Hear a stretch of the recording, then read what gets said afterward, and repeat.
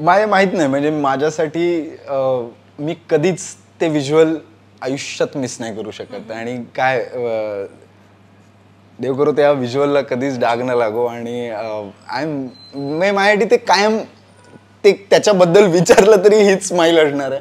So या खूप म्हणजे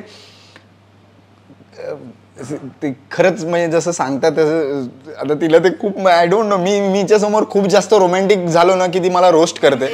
सो मला ते अशी माझी ऍक्च्युअली स्वप्नातली परी चालत येते वगैरे इतपत मी ते गेलो होतो त्या दिवशी कामातून. आणि मला अजूनही आठवत आहे की खरं तर सो आमचा पहिले विधी झाला आणि नंतर मग वर्माला आम्ही असं बिकॉज आमचं लोकेशन थोडंसं लांब होतं. सो आम्ही लोकांना तितका वेळ दिला की बाबा संडे आहे आरामात या, सॅटर्डे आहे आरामात या उठून वगैरे. सो म्हणून आम्ही थोडासा लेटचा मुहूर्त ठेवला होता. आणि त्या दिवशी बाबा खूप घाईघाई करत होते की चला चला चला पटकन. आणि आमचं असं झालेलं की अरे थांबा आता काय, आता थोडा वेळ आहे, चिल करत करूया. पण खूप म्हणजे आपण खूपदा असा विचार करत असतो लहानपणापासून की तो क्षण कसा असेल, काय असेल तो क्षण. हिनी ना रिसेंटली आत्ता एक व्हिडिओ केलाय, तिची ज्वेलरीचा तिने एक व्हिडिओ बनवला आणि त्यात तिने ना तो व्हॉइस ओव्हर मागे दिला होता की खूप लहानपणापासून मी विचार करते. काय थोडंसं सांगशील?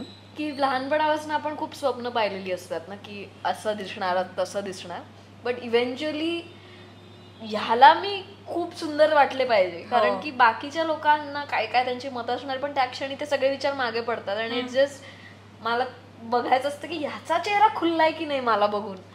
So that was the only point of concern. म्हणजे असं.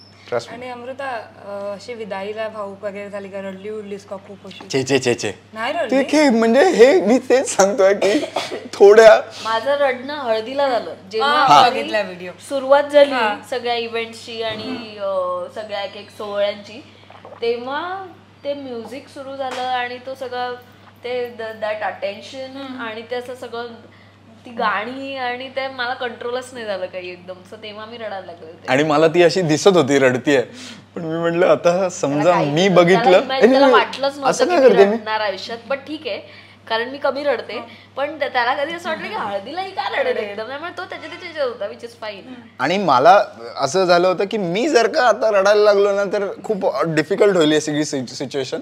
सो म्हणून मी जरा थोडासा काम होतं. नाही मी ऑब्व्हियसली बघितलं यार, पण मला जाणवत होतं ते. म्हटलं थांब, let her have her own space. माझं बिदाईचं रडणं तेव्हाच ते रडून झालं. आणि नंतर मग आम्ही खूप प्रॅक्टिकली निघालो, म्हणजे तसं की कारण चला जाऊया आता. मुलींना सुनांना कामं केलीच पाहिजे, त्यांनी करावीच लागतात असं काही नाहीये. आमचं सगळं सेट होतं. माझ्या घरच्यांनी, माझ्या काही भावंडांनी, माझे जो सख्खा चुलत भाऊ आहे त्यांनी सगळी तयारी करून ठेवली होती तिच्या स्वागताची वगैरे. आणि ती फुलं वगैरे टाकून. आणि सो आमचं डेस्टिनेशन जरा थोडंसं लांब होतं. सो ते लांब असल्यामुळे ना काय म्हणतात, आम्ही ते लेहंगा आणि हे सगळं घालून जाणं हे जरा डिफिकल्ट होतं. So we did change and go. Change केलं आणि मग चेंज वगैरे करून आम्ही छान असं खूप प्रॉपर असं इनफॉर्मली गेल्यासारखंच गेलो. आणि मग काय माझ्या ताईनी पण ते अंगठी वगैरे शोधण्याचा कार्यक्रम केला होता. सो तो माझ्यासाठी आम्हा दोघांना असं जरा वाटत आहे काय अंगठी वगैरे, पण ते ऍक्च्युली जेव्हा आम्ही हात घातला आणि खेळायला लागलो तेव्हा खरंच खूप मजा आली.